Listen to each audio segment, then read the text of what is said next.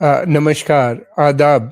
आज के इस प्रोग्राम में हम बात करेंगे यमन और के जो हूती रेबल्स हैं और उनकी जो इज़राइल के बीच में युद्ध चल रहा है इसको लेके। इज़राइल ने एक बहुत बड़ा स्टेटमेंट दिया है, फैसला किया है कि वो अब अपने फ़ोर्सेस को, ख़ासतौर से नेवल फ़ोर्सेस को वो वहाँ पे यमन में डिप्लॉय करेगा। और वहाँ से उसमें वो न केवल नेवी के लोग वहाँ पे होंगे बल्कि उसमें कमांडोज भी होंगे और ग्राउंड फोर्सेस भी वहाँ पे डिप्लॉय की जाएंगी। मतलब ऐसा लगता है कि जैसे वो उन्हीं ने लेबनान और सीरिया में एक बफर जोन बनाया था, यहाँ पे भी लगता है कि वो एक आध पोर्ट पे अपना कब्जा कर लेंगे, हुदैदा पोर्ट पे भी कर सकते हैं और फिर वहाँ से वो कंट्रोल करेंगे। ये एक लॉन्ग टर्म प्लान लगता है। ऐसा लगता है कि वो वहाँ पे बेस अपना बनाएंगे यमन के अंदर, ताकि वहाँ से वो हूती रेबल से लड़ सकें। एक लंबी लड़ाई का प्लान है ये। उन्हीं ने ये भी कहा है कि सोल्जर्स भी होंगे, हर तरह के बूट ऑन ग्राउंड्स जिसे कहते हैं वो होंगे उसके अंदर। उनका मानना यह है कि केवल एयर स्ट्राइक्स जो अभी तक कर रहे थे, हवाई हमलों से हूतियों पे उसका असर नहीं पड़ रहा है ज़्यादा। तो इसलिए ज़रूरत इस बात की है कि वो अब अपना बेस वहाँ पे बनाएं। बेस का लफ्ज़ तो उन्हीं ने अभी नहीं इस्तेमाल किया है, लेकिन रिपोर्ट ये है, ये एक वहाँ की अरब वर्ल्ड की एक बहुत इम्पोर्टेंट जर्नल है मारिफ, ये उसमें रिपोर्ट आई है। इसका बहुत से इज़राइल में के अंदर बहुत से लोग इसको अपोज भी कर रहे हैं, इसके खिलाफ भी हैं। वो उनका मानना ये है कि यमन में जाने का मतलब ये है कि वो एक डेथ ट्रैप है, उसमें इज़राइली फंस जाएंगे और हूती बहुत से इज़राइली सोल्जर्स को बंदी भी बना सकता है। इस तरह की भी बातें हो रही हैं। मगर ऐसा लगता है इज़राइली गवर्नमेंट जो है नेतन्याहू की, वो काफ़ी फुल प्रूफ प्रोग्राम के साथ जाती हुई नज़र आती है और एक लॉन्ग टर्म स्ट्रेटजी है उनकी। और ये डिसीजन तभी लिया जाएगा जब अमेरिका और नेटो भी इसको अप्रूव कर देंगे, कि जो देश हैं वो अप्रूव कर देंगे। दूसरी बात ये भी है कि अगर वहाँ पे ये नहीं जाएंगे तो इनको ऐसा लगता है कि ये हूतियों को कंट्रोल नहीं कर पाएंगे, जैसे कि अमेरिका भी अभी तक नहीं कर पाया और ना ही इज़राइल के कंट्रोल में आ रहे हैं। तो एक ही तरीका बचता है कि वहाँ पे ऑक्युपाई, उनकी दो एक जगहों ठिकानों पे पे कब्जा कर लो, पोर्ट पे कब्जा कर लो, जो वो समझते हैं कि उनके लिए बड़ी बात नहीं होगी। और फिर उसके बाद वहाँ से अटैक करो और वहीं से एयर कवर भी उनको मुहैया कर दो। और ये उनकी है एक बड़ी स्ट्रेटजी है। अब देखना ये है कि कहाँ तक वो इसके ऊपर अमल करते हैं। ये है कि वहाँ पे अगर ऐसा होगा तो फिर बाद में कोलिशन अमेरिकन फोर्सेस जो हैं, और फिर उसके अलावा ये भी हैं कि जो नेटो के जो एलाइज हैं, वो भी वहाँ पे अपने ट्रूप्स भेज सकते हैं, तो यानी मिल के ये वहाँ पे कर सकते हैं। ये भी है कि दूसरी तरफ ये भी है कि लोगों का ये भी कहना है कि यमन जो है वो ख़ास तौर से नॉर्दर्न यमन जहाँ के ऊपर ये हूती हैं, वो पूरी तरह से बर्बाद हो चुका है।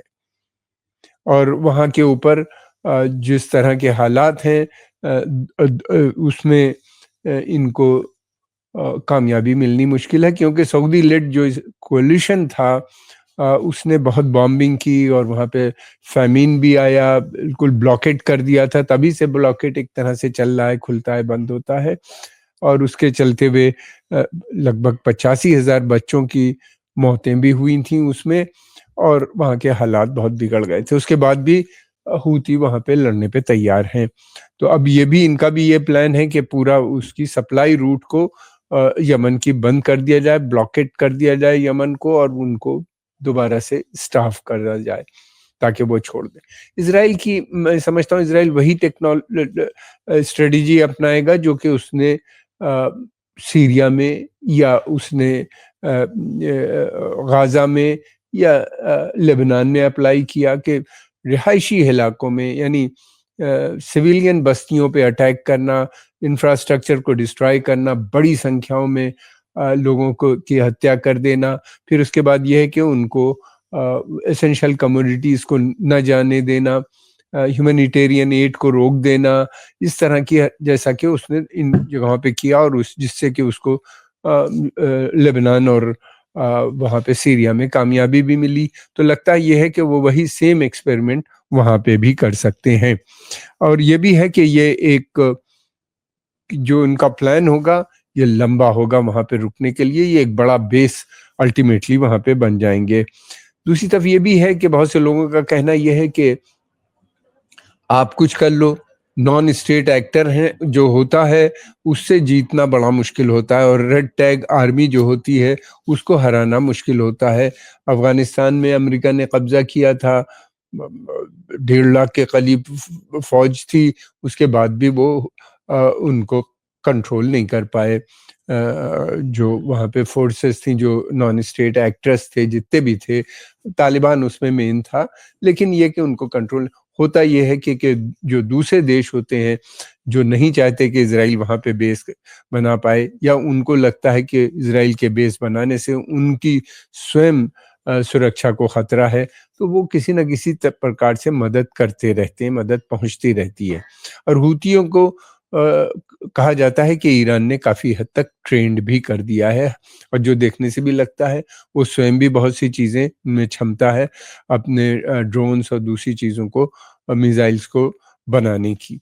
तो इस तरह से लोगों का बहुत से जानकारों का मानना ये है कि ये एक लंबी लड़ाई होगी, जिसमें पूरा करना, जिसको में इज़राइल को अपने ऑब्जेक्टिव, या पश्चिमी देश अपने ऑब्जेक्टिव को पूरा करने में उनको मुश्किलें भी आ सकती हैं। दूसरी तरफ ये भी है कि ये भी एक ये है कि जो हूती रेबल्स हैं, उनके पास दे डोंट इतना बर्बाद हो चुका है वो मुल्क, और इतनी तबाही पहले ही हो चुकी है कि अब वो उनको नहीं उनके आगे कोई दूसरा ऑप्शन नहीं है, बल्कि वो ये लगता है कि लड़ाई लड़ते रहें, क्योंकि पिछला जो सऊदी लेड कोalition ने जिस तरीके से वहाँ पे डेथ एंड डिस्ट्रक्शन किया था, बर्बादी की थी, जिसको कि अमेरिका ने सपोर्ट किया था, अमेरिका ने किया था, तो उसी तरह उनको भी कामयाबी नहीं मिली थी। अब उनका मानना ये है कि हम आगे भी लड़ने के लिए वो तैयार नज़र आते हैं। एक चीज़ और भी है, अगर यहाँ पे उनका कब्ज़ा हो जाता है, इज़राइल मैनेज कर लेता है अपना बेस बनाने में यमन के अंदर, तो फिर रेड सी को भी कंट्रोल करना उनके लिए आसान हो जाएगा।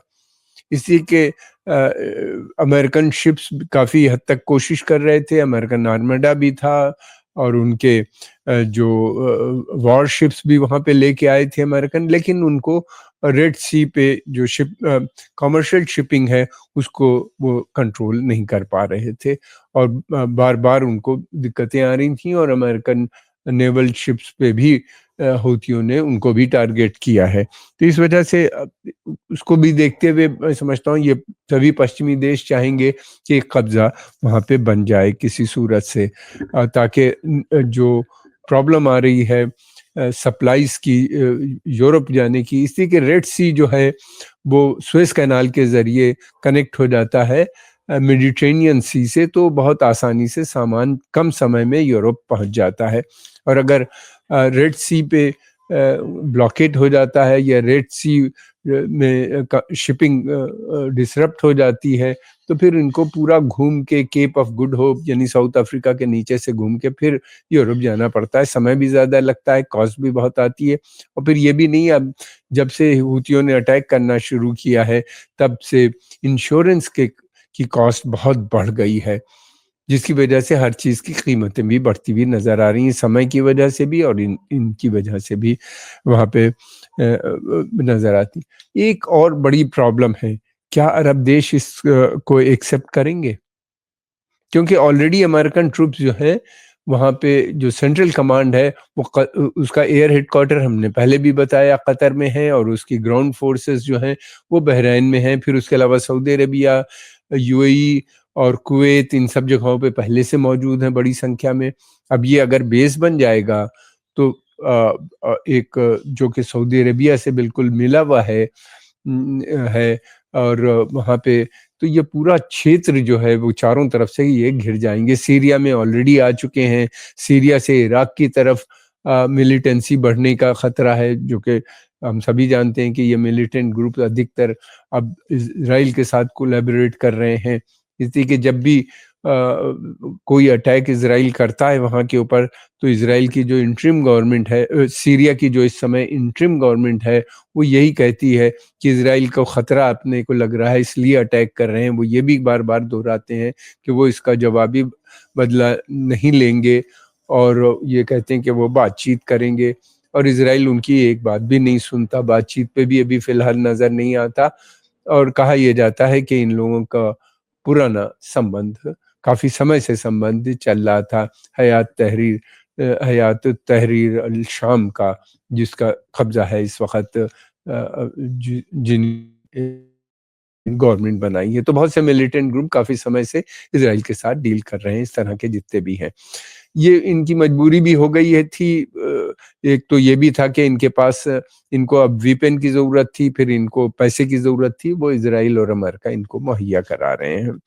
अ अ तो अब ये है कि चारों तरफ से जो पश्चिमी जो पर्शियन गल्फ का रीजन है या खाड़ी का देश जिसे कहते हैं, वो घिरता हुआ नज़र आता है।